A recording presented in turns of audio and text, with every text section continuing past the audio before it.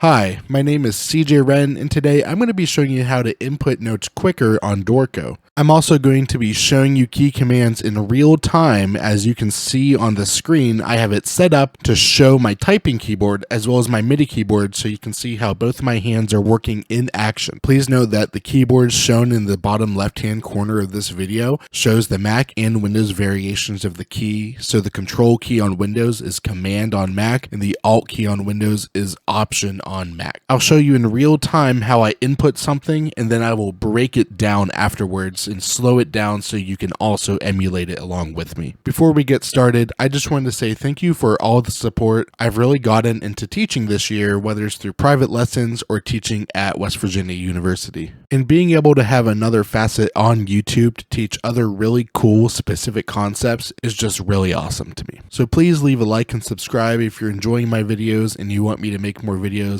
I seriously see this as something I'd love to continue doing, so thank you for your support, and let's get on with the video. So to recap the intro, let's get familiar with the screen. Down here I have my typing keyboard set as an overlay, so it's not completely taking up the screen, but you can still see what I'm inputting. And over here I have my MIDI keyboard, so you can see what notes I'm inputting. This will allow you to see the order of things, and it will also allow you to slow down the video at half speed and see things in extreme detail if you want. I will also be doing slowed down breakdowns as I've been doing in my other videos after I do a specific amount of operations. Note that this is not supposed to be a direct comparison to Finale's speedy note input, but rather show you that yes, Dorico has an equally as efficient workflow. It might take some adjustment on your part, and ultimately there's nothing to make up for that, but I am willing to help you out, and so is our community. So that leaves my overall advice as try to copy what I do and copy what others are doing on Dorico who've been using the software for multiple years now, because we do have it down really well, and so can you. There are some adjustments we can make while doing note input that might make it feel a little more familiar to Finale, such as if we're in note input mode, if you click K on your keyboard, it'll allow you to enter the pitch before you enter the rhythm. So now if I play a note on my MIDI keyboard,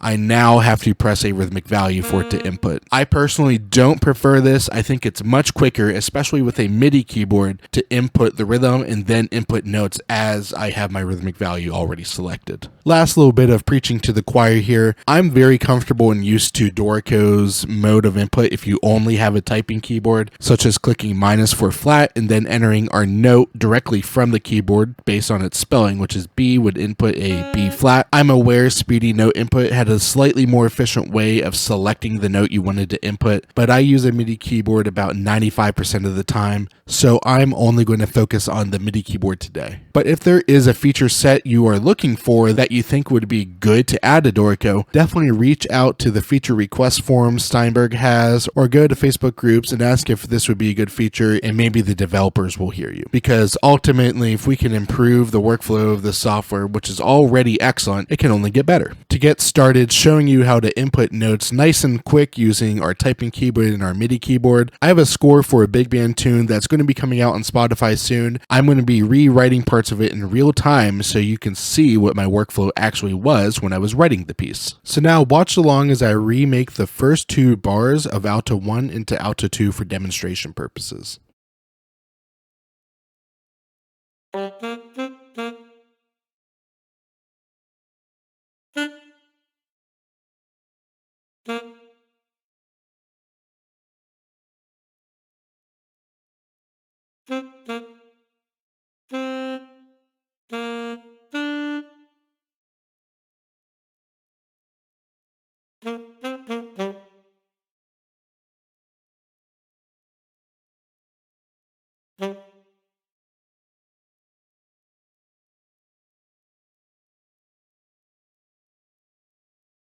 So what you may notice about that is not once did I have to touch my mouse to input any of those elements. I was able to do it all through the key commands, through the popovers is what it's called when it pops up with a dialog to enter a specific element. And that let me put in my dynamics, my text, my scoop, my tenutos, my slurs, everything, my triplets, all without having to touch my mouse, and I was able to even do selections with my keyboard. This is one of two places where the learning curve of Dorico really hits users coming from Finale and Sibelius. That's because we like to do things globally, where we change things such as in the engrave settings and apply it to the whole score instead of making specific modifications throughout the piece to engraved elements. And also with note input, it is very friendly to work with key commands and not always use your mouse. In my other videos, I thought it was a very good idea to use my mouse because that is what my Finale and Sibelius friends are most familiar with. They're used to using their mouse. That means I was able to show them some of the operations and how Dorico functions without just throwing them to the wolves immediately. I actually had one of my friends who's been a lifelong Finale user, and he has many written scores, compositions, and some very reputable performances of his works very frequently. He likes to use the mouse. I think it's important to try to learn the key command system in Dorico because you'll be able to get very fast results in very full control with just a couple key clicks. Before we move on, I want to break down some of the key commands I was using here and just let you see them on the screen a little bit longer and talk about what I was doing. So let me clear out this line and let's do it again but slower. So first I clicked Shift N to get into note input mode. You could also just click enter from anywhere as long as you have the correct bar selected. And then from there, we need to engage our 8th note, which is number 5. Notice when I was doing this, I was also inputting the articulations at the same time. So that's going to be my bracket right here. I have it highlighted on the screen. So once that's engaged, we can actually draw these notes with articulations at the same time. Now I want to disengage that articulation and turn on a tenuto. That here is Shift and then 3, and that puts me in tenuto mode. And now look at the next note, we need to change it to a quarter note. To do that, we engage 6. Let me type this note. Next note has no tenuto, so I turn it off again with Shift 3, and then click 8 for a whole note because it's a whole note plus an 8th note. Now the real trick, and I think some of the real magic with Dorico, is our grid system, but how triplets also interact with that grid system. So while I'm here, notice I want to insert 8th note triplets, so I engage my 8th note with number 5 again. I click this semicolon to engage the triplet input popover, and here you can specify whatever different tuplet value you want. Obviously we're doing a triplet, so that's just 3. Once that triplet is placed, notice it actually changes our grid here. So instead of being divided into 2 parts for every beat, it changes it to 3 parts. What's cool about that is instead of me having to draw a G and then tie it to the previous note to make that happen, I can just extend it with our key command of Shift, Option or Alt, and then our arrow keys accordingly. And to lengthen it, it's our arrow key to the right, and to shorten it's our arrow key to the left, as long as we have Shift, Alt, or Shift Option engaged. Now that we have this G tied into that bar, I can type my last 2 8th triplets, which is still on that triplet grid that is created from our triplet. Let me just type those 2 notes. After this, I got out of note input mode with Shift N because now I want to put things on top of the notes and not draw the notes. To start drawing some of these slurs, you're able to move your selection around with the arrow keys, as you can see. This also lets you jump between staves, but we're going to come back up to what we're drawing, and I'm going to go to the A because I want it to slur from the A to the G. Slur is simply S. I need to insert more slurs back over here on these 4 8th notes. To do that, I need to make a group selection to tie that whole group. To make a group selection, hold Shift and then use your arrow keys to make a selection on the screen using just the same direction arrow keys as we've been using, left and right. And you can also go up and down if you were to want to select more items such as Alto 1 as well. It'll automatically pick that. But we're just selecting these 4 notes. And just as we did with our 8th note triplets, this is just S for slur.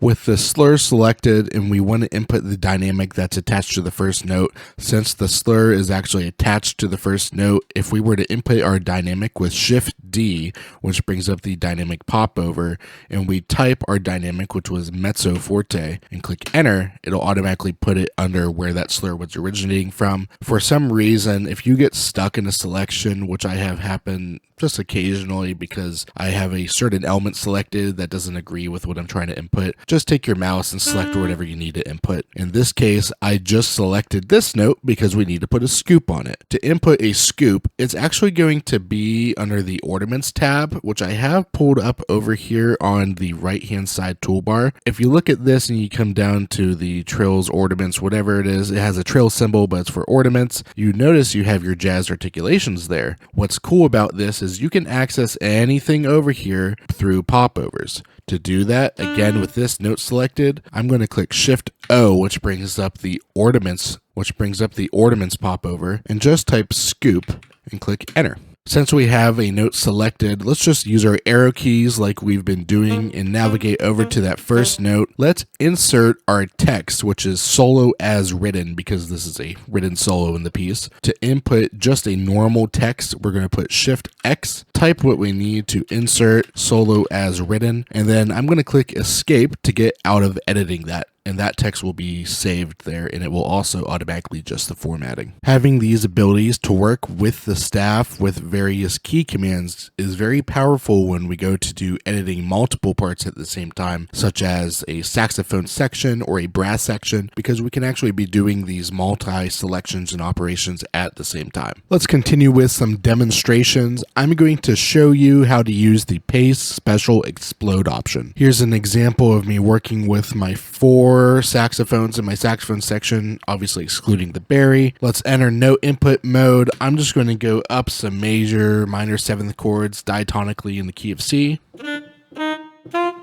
My playback device isn't multiphonic, it is monophonic, which is why you're not actually hearing all the pitches presented to you right there. Let's select that selection and watch me use my keyboard to do that, holding Shift while clicking over to make a group selection. I'm going to click Control X or Command X, depending if you're on Mac or not, and then I'll just right click in this bar, make sure I have the rest selected, and you will see Paste Special, and this will give you some extra options, including Explode. It'll automatically paste into the consecutive staffs below the one you have selected, or if we actually pick a specific set of staffs, even if they're not directly below each other, and then we go to Special Paste Explode, that'll put them on that staffs and exclude the one you left out, even though they're not in order. This is extremely powerful. Let's say we have alto 1, tenor 1, and trumpet 1 playing some kind of lead chorus there, and we don't want to be pasting immediately into the saxes and then having to recut and paste again. Besides being able to write into one staff and then paste explode, we can actually write into multiple staffs at the same time, again take advantage of our key commands. Let's pick our alto 1, let's go into note input mode with Shift N. I'm going to make a selection of multiple staffs while holding Shift and clicking my down arrow to get into multiple staffs at the same time. Notice we have that note input bar in our grid showing up on all these staffs, and then I can input the same thing I input over to the left automatically on those staffs at the same time.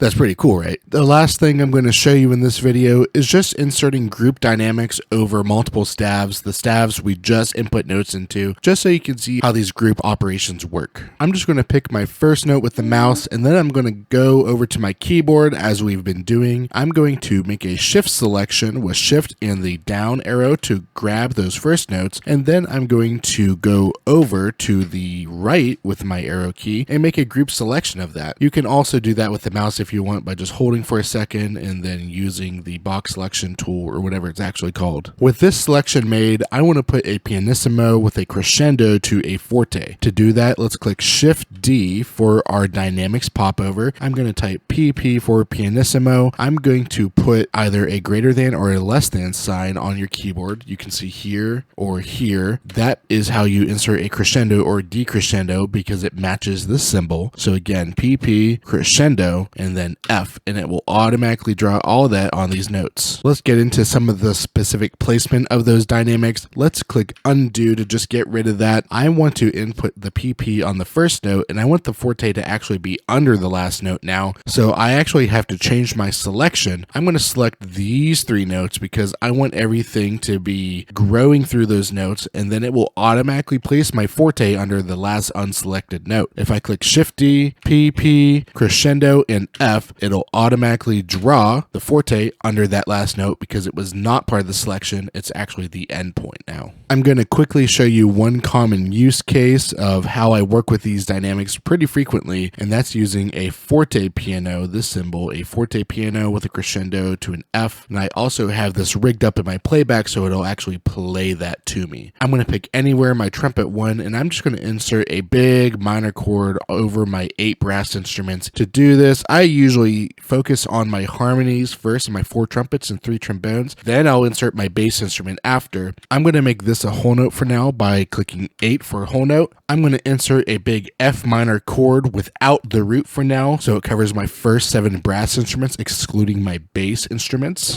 And then I'm going to just add my low instrument to that because I just don't have enough fingers to be getting all the way down to where I want my bass instrument to actually be. And I can insert a note on top of existing notes by entering my multiphonic input mode with Q. Put that down at the bottom. I'm noticing all the spellings of these are not looking the way I want, so I'm going to change them to flat spellings by clicking Alt and plus or minus to respell them enharmonically. From here, all I have to do is cut that selection, and I'm going to just paste it, paste special, and explode across those bars. Sometimes I prefer to write into one bar and paste explode, then write into multiple bars at the same time, just so I can visualize a little bit better. I want to insert a hit at the end of this on the and of 4, so I'm going to shorten this by holding Shift Alt in my arrow key to the left, and then I want to repeat this hit so it goes da bop. To do that, I'm just going to click R to repeat that note, and then I'm going to make it the correct length by pressing 5, and then I'm going to put an accent on that, which is this bracket. For my other notes here, I also want there to be an accent, so I just use my arrow key to get back over there. I'm going to multiple select those with my keyboard, insert the accent, and now I want to do a forte piano with a crescendo and a forte on that last note. So I'm going to do Shift D to enter my dynamic popover. I'm going to type FP, crescendo, and F, and notice it automatically fills all that out. And it sounds like this with my playback device.